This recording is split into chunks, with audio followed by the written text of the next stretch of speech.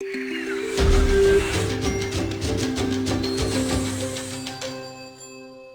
we'll give an update to a story that we reported on a little earlier this week, that the New York Attorney General, Letitia James, had created a hotline because Asian Americans were dealing with discrimination and racism, and they needed a hotline to call. So many of you talked about this, and you was upset, and you were saying, wait a minute, what happened to our hotline? You know, we've been dealing with this mess for over 500 years. And they just start dealing with it for at least about a good 30 days or more. And all of a sudden they get hotlines and all these special concessions because they dealing with it.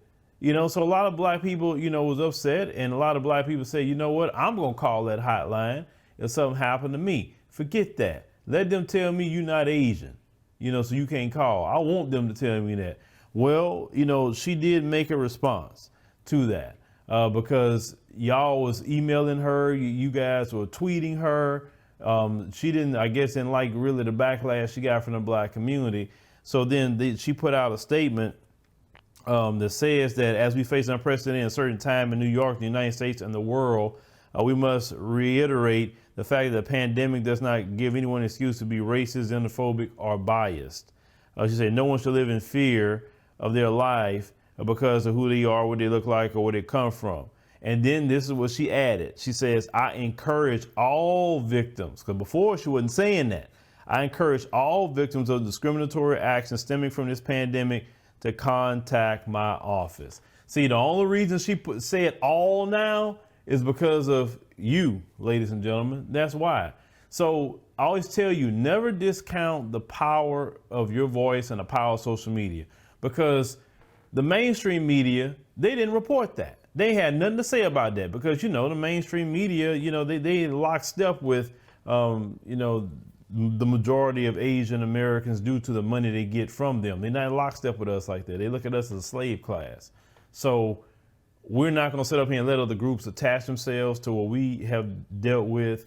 You know, there's articles out there when they're trying to call themselves a diaspora. You're not a diaspora. That's not nothing you should even be putting in your lexicon. You wasn't dispersed anywhere. You wasn't stolen from anywhere at all. You sure didn't go through no slavery. So you need to get that language out of your lexicon, mention a diaspora. Every time we try to come up with something, here come these other groups trying to latch themselves on to what we come up with and what we start talking about, trying to latch themselves on to our story.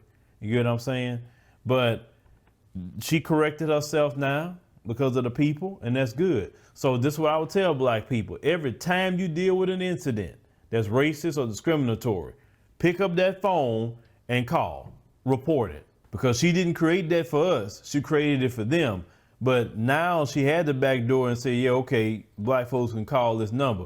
You call every time, every single time. Make that phone number be so hot that they like, man, they gonna like, why we open up this? Do we got this much racism going on? Yeah, you do, in the state of New York.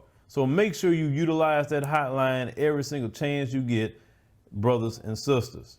But what we have to understand is that we have to be our own voice. We have to tell our own story. And then we have to question the politicians and anyone else out there when they do things like this. We have to. We can't look at, you know, a CNN or MSNBC or whatever. And everyone needs to get involved. Not just me, because a lot of people say, I emailed you, I sent it. Listen, I got a lot going on. I can't do everything. I can try my best, and I can maybe get some of our contributors to do some things here and there, but we are limited people with limited resources. Now, the more resources we have, the more we can do, the more I can pay attention to. But everyone needs to be involved. Everyone needs to roll their sleeves up and get into news reporting and putting out the news and information. I just want to encourage people to that, because yes, you can send it to us and we'll try to get to it if we can, but not all the time we can. So don't get disappointed by it. It's just, we have a lot going on, but everyone needs to report these stories. And that way everyone is hitting it on all cylinders. But leave me a comment, let me know what you think about the situation with the Attorney General out of New York changing her tune to make sure to include black people, not just this one group of people like they're just special more than anyone else. But make sure you call that hotline anytime you deal with racism, white supremacy, discrimination, etc.